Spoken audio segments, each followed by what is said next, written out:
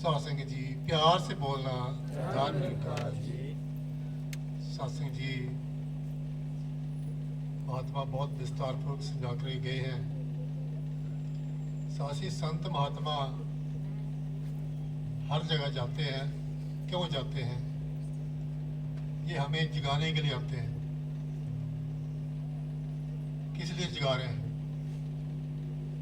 कि हमारा इस जन्म लेने का क्या मकसद है, वो हमें अपना मकसद याद दिलाने के लिए आते हैं। अवतार बाणी में लिखा है कि कानू गाफल होके सुता, अखा मिट्टी है इंसान, जाग के अपना काम मुका ले, जिसलिए आया बिच जहान।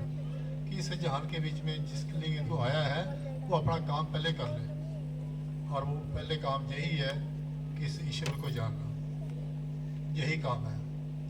लेकिन जानने के बीच में हमारे दिलों में, दिमाग में बहुत सारी गलतफहमियाँ होती हैं।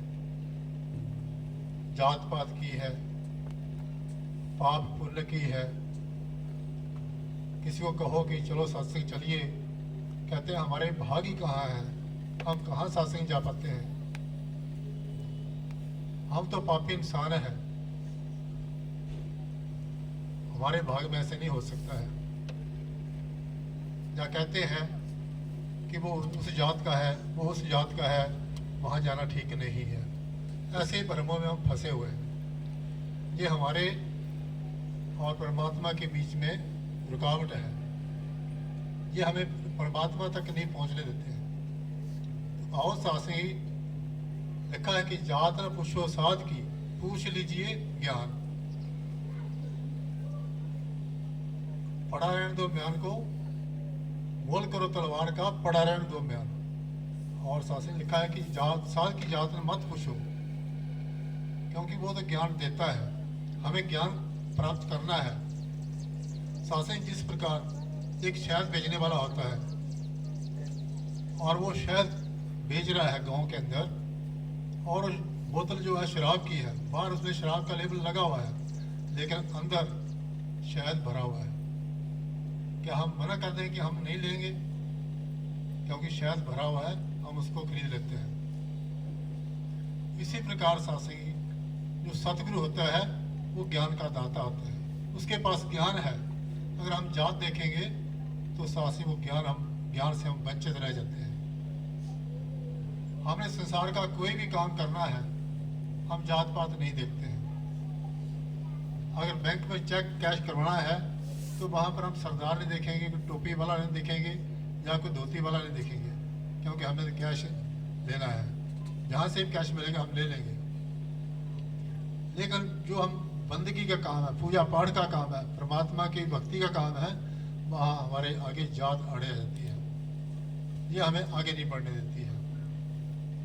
और साथ से दूसरी बात रही, सतगुरु को पार्स के समान कहा गया है। जैसे पार्स जो है लोहे को कंचन बनाता है, सोना बना देता है, क्योंकि शास्त्रों में इसका वर्णन है।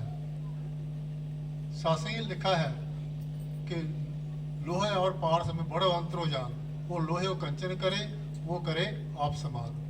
लोहा और पारस, सतगुरु और पारस, सतगुरु जो है अपने समान बना देता है ज्ञान दे करके, पारस केवल सोना बनाता है। और सासी वही पारस, एक लोहा पूजा में रखत, एक घर अधिक पड़ो, जे दुबदा पारस नहीं जानता, कंचन करता खरो।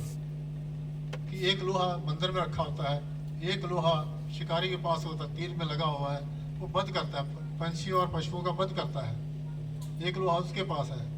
लेकिन पार्स दोनों को सो जाए तो दोनों को ही सोना बना देता है। इसी प्रकार सतगुरु जो है, चाहे कोई पापी आ जाए, कोई पुण्य आ जाए, कोई धर्मात्मा आ जाए, कोई चोर ठग आ जाए, जो भी उसके पास आता है उसका कल्याण कर देता है, उसको अपने गले लगा लेता है। जो आवे तिस कंठ लगावे, ये वृद्ध स्वामी संदा, ये सतगुरु का स्वभाव है।